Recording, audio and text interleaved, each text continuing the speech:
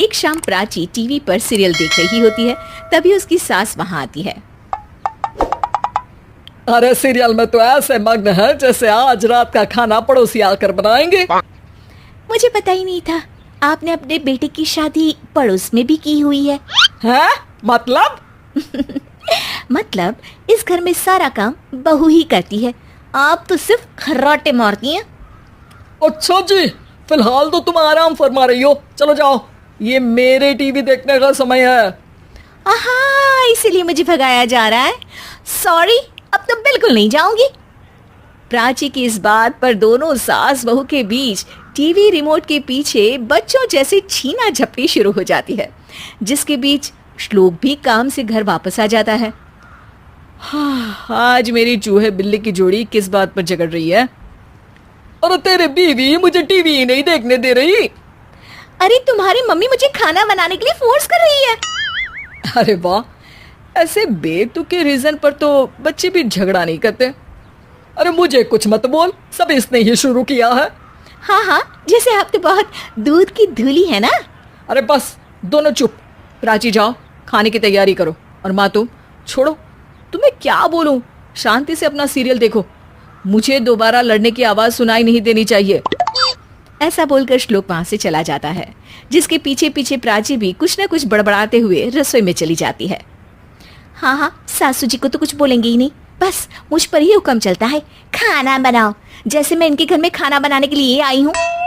इसी तरह शाम बीतती है और रात को श्लोक और प्राची की सास खाना खाकर सोने चले जाते हैं, लेकिन प्राची गुस्से में कुछ खाए बिना काम में ही लगी रहती है।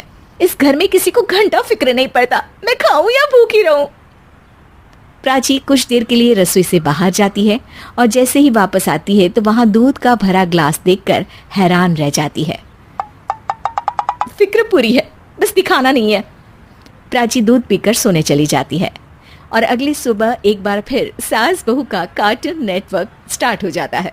ये तुमने ही किया है। अरे अजीब जबरदस्ती है, मैं बोल रही हूँ मैंने कुछ नहीं किया। दोनों ने मिलकर पूरे घर को पागल खाना बनाया हुआ है। यहाँ कोई नॉर्मल इंसान तो रह ही नहीं सकता, इसीलिए अब पड़ोसी क्या रिश्तेदार भी घर आने से कतराते हैं। और सुन बेटे, तू भी चंगा, तेरी माँ भी चंगी, तेरी बीवी भी चंगी, रिश्तेदार। हाँ जी, आपको नहीं पता क्या, गंगाधर ही शक्तिमान है, रिश्तेदार ही। हाँ हाँ, बस समझ गया। कभी जानवरों जैसे लड़ेंगी तो कभी जुगलबंदी करेंगी। भाई मैं आप दोनों के बीच में नहीं फंसना चाहता। सास बहू की इस मनमौजी जोड़ी से परेशान होकर श्लोक अपना सिर खुजलाता वहां से चला जाता है। चलो अब मैं भी कीर्तन में जा रही हूँ। इस पर जैसे ही सास कमरे में अपना पर्स लेने जाती है तो वहां नाश्ते की प्लेट रखी देख मुस्कुराने लगती है और नाश्ता करके घर से बाहर निकलते हुए कुछ पैसे टेबल पर रख जाती है, जिसके कुछ देर बाद सिलेंडर वाला घर आता है। ओ मोरी मैया, मैं सिलेंडर के बारे में तो बिल्कुल भूल ही गई थी। घर खर्च के सारे पैसे भी मम्मी के पास है और श्लोक से बोला तो उल्टा 4 बात सुनाएंगे। प्राची ये सोच ही रही होती है कि अचानक उसका चेहरा चमक उठता है और वो घर में आकर इधर उधर देखने लगती है।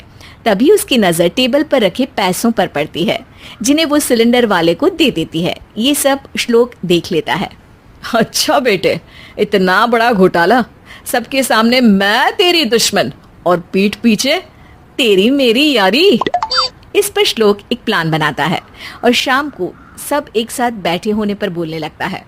माँ, तुम दोनों की बहुत लड़ाई होती है, इसलिए मैं सोच रहा हूँ कि प्राची को उसके घर छोड़ाऊं, इससे वो भी खुश रहेगी और तुम भी।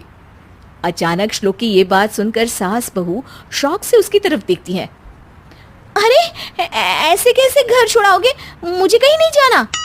अरे तुमने बोला नहीं पर मैंने सुन लिया, तुम्हें मम्मी के साथ रहना अच्छा नहीं लगता, मुझे पता है।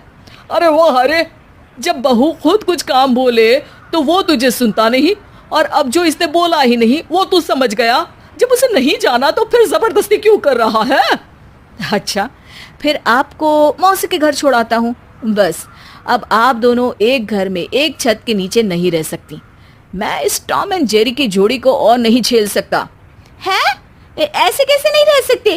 तुम्हें इतनी दिक्कत है तो तुम्हारा बोरिया बिस्तर पैक कर देती हूँ, लेकिन मम्मी जी कहीं नहीं जाएंगी। बिल्कुल यही सुनना था मुझे।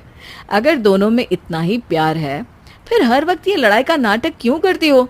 देखा मैंने कैसे माँ किचन में दूध रखती है और तुम उनके लिए कमरे में नाश्ता रखती हो, और कैसे वो पहले ही तुम्हारी दिक्कत समझकर घर में पैसे रखकर बाहर जाती है।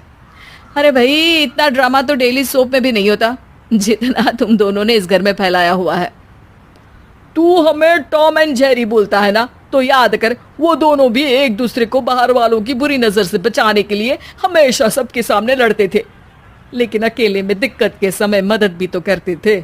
बस हमारा रिश्ता भी कुछ ऐसा ही है। और वैसे भी अगर सास बहू में तू मैं नहीं होती तो दुनिया वालों को कहानियां कैसे मिलेंगी?